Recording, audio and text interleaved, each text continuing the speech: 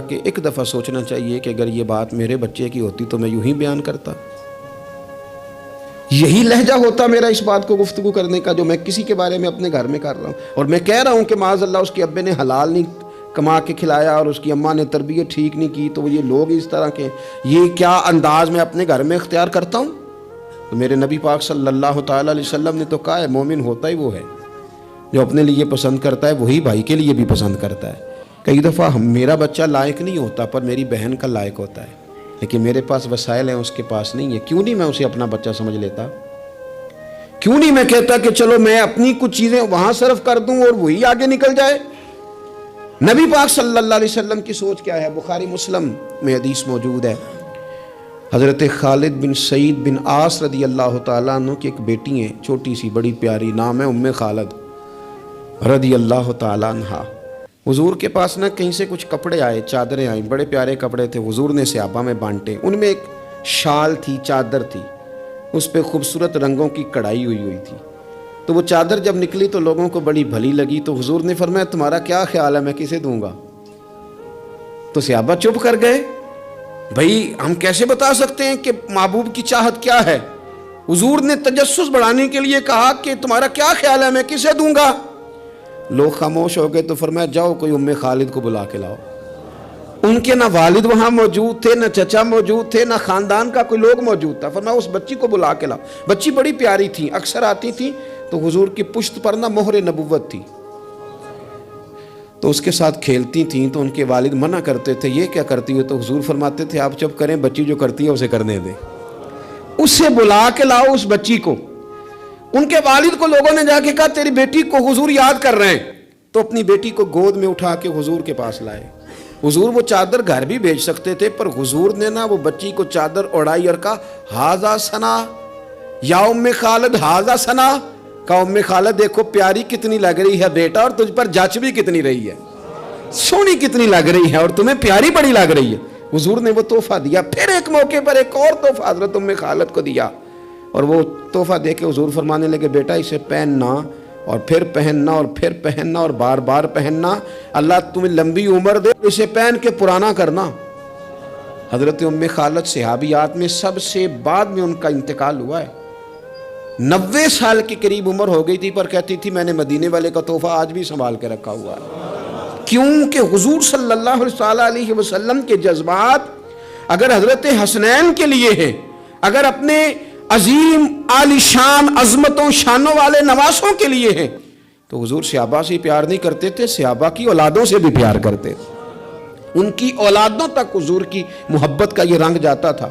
ہم چونکہ ترجیحی بنیادوں پر خیر خواہی نہیں کرتے، کبھی کوئی آ گئی نیکی تو کر لی، وہ بھائی سارے کپڑے اپنے گھر میں بانٹنے ہیں، جو ملے گا اسے پلٹ کے اپنے گھر ہی پھینکنا ہے، کسی کا کوئی حق ہی نہ رہے ہماری دولت پر، کسی کا کوئی حق ہی نہ رہے ہماری خیر خواہی پر، پلٹ پلٹ کر۔ وہ میں اکثر کہتا ہوں کہ عجیب زمانہ آ گیا نا، پیر صاحب کے گھر میں پیدا ہونے والا پیر ہے، دوسرا ہو سکتا لیڈر کا بیٹا ہی لیڈر ہے، دوسرا ہو سکتا سیاستدان کا بیٹا ہی، وہ بھئی کس نے پابندی لگا دی ہے کہ یہ کہیں اور نہیں جا سکتی؟ اور سب جگہ اللہ ماشاءاللہ، دینی لوگوں میں بھی، دنیاوی لوگوں میں بھی، سیاسی لوگوں میں بھی، سب جگہ ہر جگہ یہی ہے کہ اس کے بعد اس کا بیٹا ہی آئے گا۔ کوئی چیز باہر جانی نہیں چاہیے، جانے نہ پائے، ہر چیز گھر کے اندر رکھو۔ آپ نیکی کا جذبہ پیدا کریں، ہم نہ تھوڑا سا دوسروں سے ممتاز بن جاتے ہیں۔ کوئی بندہ کو نیکی کر لے تو اسے بخار چڑھ جاتا ہے کہ میں نے کی تو ہے نا۔ کوئی بندہ تھوڑا سا عالم ہو جائے تو وہ کہتا ہے کہ میری ساری عزت کرو، تمہیں نہیں پتا کہ میں تھوڑا پڑھا ہوں؟ میری طرح کے بندے بڑی جلدی وہ اوپر اٹھ جاتے ہیں۔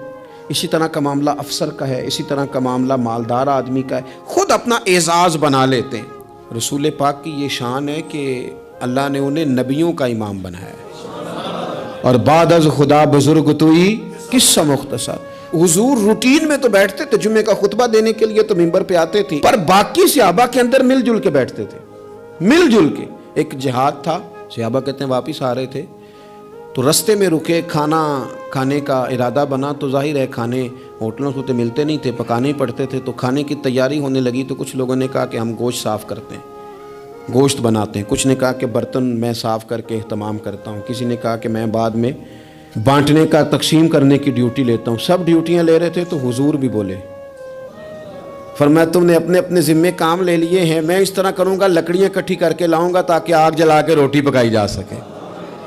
صحابہ کہنے لگے فدا کا روحی و قلبی، سونے دل بھی قربان، جان بھی قربان، فدا کا ابی و امی، ماں بھی قربان، باپ بھی قربان، ہم جو حاضر ہیں یہ کام کرنے کے لیے۔ تو حضور نے فرمایا میں تم سے ممتاز نہیں ہونا چاہتا، مل جل کے رہنا چاہتا ہوں تمہارے بیچ۔ آپ جب لوگوں کے بیچ وقت گزارتے ہیں تو تبھی تو ان کے دکھ سکھ کا آپ کو پتہ چلتا ہے، اور جب آپ اپنا لیول ہائی کر کے اوپر اٹھ جاتے ہیں تو پھر آپ کو کیسے پتہ چلے گا کہ عام آدمی کس تکلیف میں مبتلا ہے۔ میرے نبی پاک علیہ السلام صحابہ کیا حضور سے بات کرتے، حضور تو نبیوں کے امام ہیں، لیکن سرور کائنات علیہ السلام نے لوگوں کے بیچ رہ کے لوگوں کے ساتھ اعلیٰ نیکی کرنے کا پیغام دیا، اور نیکی کو اس کے بام عروج تک جا کر لوگوں تک اتارنے کی نبی پاک علیہ السلام نے بات کی، بام عروج تک جا کے۔ کبھی اس طرح بھی ہوتا ہے کہ سامنے والا تلخ رویہ لے کے آتا ہے، لیکن دین کے اندر آپ کو یہ حکم دیا گیا ہے کہ آپ بندہ دیکھ کے اپنا رویہ نہیں بدلیں گے، آپ یہ دیکھیں گے کہ میرے دین نے مجھے کیا پیغام دیا ہے۔ آپ جس طرح مسجد میں دیندار ہیں، بازار میں بھی اسی طرح ہی دیندار ہیں، دکان پہ بھی اسی طرح ہی دیندار ہیں، کیونکہ اسلام جہتی اور وقتی مذہب نہیں، موسمی نہیں۔ آپ یہ کریں گے کہ آپ ہر مقام پہ اللہ رسول کو پیش نظر رکھ کے آگے بڑھیں گے، اور اگر یہ نہیں ہے مزاج تو پھر معاملہ اور ہے۔ دیکھیے بدر کے دن جو لوگ آئے تھے نا مسلمانوں سے لڑنے کے لیے، تو وہ کوئی پھول لے کے نہیں آئے تھے، گھی شکر لے کے تو نہیں نا میدان میں آئے تھے، نہ ان کے پاس مٹھائیوں کے ڈبے تھے، تلواریں اور نیزے لے کے آئے تھے، اور انہوں نے باقاعدہ مقابلہ کیا، 14 مسلمانوں کو شہید کیا۔ یہ تو اللہ تعالیٰ کا کرم ہے، وَلَقَدْ نَصَرَكُمُ اللَّهُ بِبَدْرٍ وَأَنْتُمْ أَذِلَّةٌ، کہ اللہ تعالیٰ نے مسلمانوں کو کامیابی دی، مسلمانوں کے قابو آ گئے۔ اب وہ 70 بندے قیدی بنا کے لائے گئے، وہ لڑنے آئے ہیں گھر سے، پھول لے کے نہیں آئے۔ قید خانے اس طرح تو تھے نہیں جس طرح آج جیل بنی ہوئی ہے، تو مختلف صحابہ، جس کے پاس ایک کمرہ خالی تھا اس نے ایک آدمی کو گھر میں قید کیا، کسی نے 2 کو کیا، حضور نے وہ بانٹ دیے۔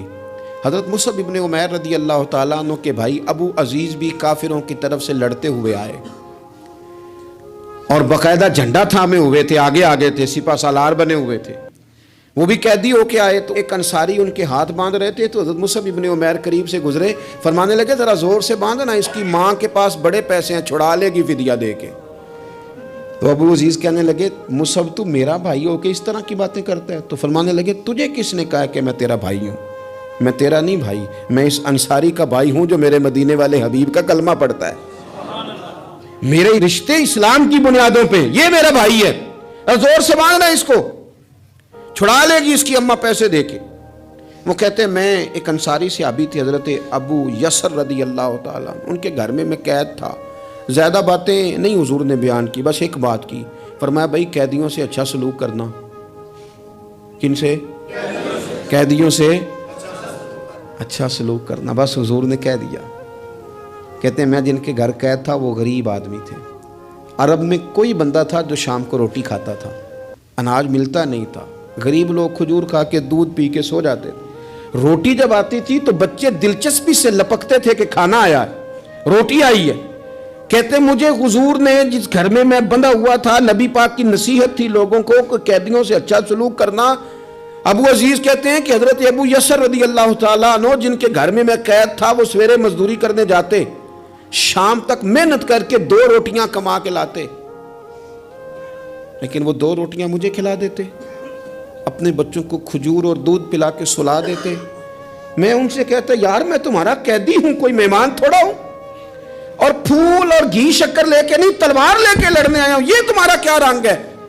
تو وہ فرماتے ہمیں لمبی باتوں کا نہیں پتا، ہمیں تو ہمارے نبی نے کہا ہے ان کے ساتھ اچھا سلوک کرنا ہے، تو لہٰذا ہم نے اچھا ہی سلوک کرنا ہے۔ ہم نے نہ کبھی قطرے پہ غور کیا اور نہ دریا دیکھا، بس جہاں تیری جھلک دیکھی وہیں ڈوب گئے، ہمیں اس سے کیا کر، حضور نے کہا اچھا سلوک کرنا ہے۔ ابو عزیز کہتے ہیں جب میں روٹی کھاتا تھا اور محنت مزدوری سے کما کے لاتے تھے اور ان کے بچے دودھ کھجور پہ گزارا کرتے تھے تو میں رویا کرتا تھا، اور میں کہتا تھا جو دین کے بارے میں کفر نے بتایا تھا وہ اور تھا، جو بتایا تھا وہ اور تھا، اور جو میں نے دیکھا ہے یہ تو اور ہے، جو میں نے عملاً دیکھا ہے یہ تو اور ہے۔ آپ کے جذبات ہوں، آپ کے خیالات ہوں، آپ کی اچھائی لوگوں کو قائل کر لے۔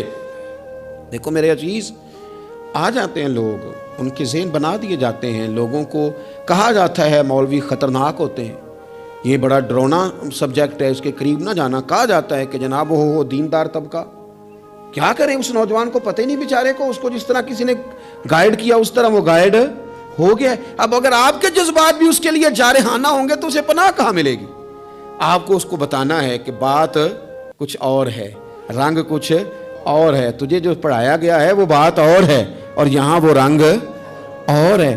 حضرت فضالہ بن عمیر کہتے ہیں کہ میں بھی فتح مکہ کے موقع پہ نا اپنی تلوار کو, اپنے خنجر کو تیار کر کے اور بغل میں دبا کے اور چادر اوڑھ کے گیا تھا کعبے کا طواف کرنے کہ حضور میرے قریب سے گزریں گے تو معاذ اللہ شہید کر دوں گا. لیکن اللہ نے تو غیب کے خزانوں کی کنجیاں دی ہیں نا اپنے نبی پاک کو, میں شہید کر دوں گا. کہتے میرے ہاتھ میں خنجر تھا, بغل میں تلوار تھی, خیال تھا طواف کرتے کرتے سارے لوگ مسجد آتے ہیں, پر یہ ضروری تو نہیں سارے اچھی نیت سے ہی آئیں, کچھ اور نیتیں لے کے بھی آتے ہیں, اپنے اپنے ارادوں سے بھی آتے ہیں. خنجر لے کے آیا خانہ کعبہ کا طواف کرنے, اور جب نبی کریم صلی اللہ تعالی علیہ وسلم نے مجھے دیکھا, حضور جان چکے ہیں کہ میں قتل کرنے کے ارادے سے آیا ہوں, تو مجھے دیکھ کے فرمانے لگے تو فضالہ ہے؟ میں نے کہا یا رسول اللہ فضالہ ہوں. تو فرمایا بول نہ جو دل میں چھپا کے آیا ہے. خیال آیا مسلمان نیک و بد پہچان جاتے ہیں, محمد آدمی کے دل کی باتیں جان جاتے ہیں صلی اللہ تعالی علیہ وسلم. کارنا جدھر تو آیا ہے. تو فضالہ کہنے لگے حضور کچھ بھی نہیں, میں تو اللہ کا ذکر کر رہا ہوں. تو حضور فرمانے لگے چل پھر استغفار ہی کر لے. گویا حضور نے یہ نہیں کہا تو جھوٹ بول رہا ہے, بات اس طرح کی کہ تو استغفار پڑھ لے, پھر اپنی پچھلی بات سے توبہ کر لے. فضالہ کہتے ہیں یہ کہتے کہتے حضور نے دست کرم اٹھایا اور اپنا مقدس ہاتھ میرے سینے پہ پھیرا, سارا کفر, سارا نفاق, سارا شرک نکل گیا. مجھے کائنات میں سب سے پیارا چہرہ ہی مدینے والے رسول کا نظر آنے لگا. قدموں پہ آ گیا, میں غلام بن گیا نبی پاک کا. وہاں سے واپس آ رہا تھا تو ایک عورت تھی جس سے میرے شناسائی تھی, تعلقات تھے, میں کبھی اس سے ملتا تھا. میں گزر رہا تھا تو اس نے مجھے بلایا, میں نے توجہ ہی کوئی نہیں کی. پھر کہنے لگی تو وہی فضالہ نہیں؟ میں نے کہا نہیں میں وہ نہیں, اب میں مدینے والے کا غلام بن گیا ہوں. اب میری نگاہوں میں جچتا نہیں کوئی, جیسے میرے محبوب ہیں ایسا نہیں کوئی.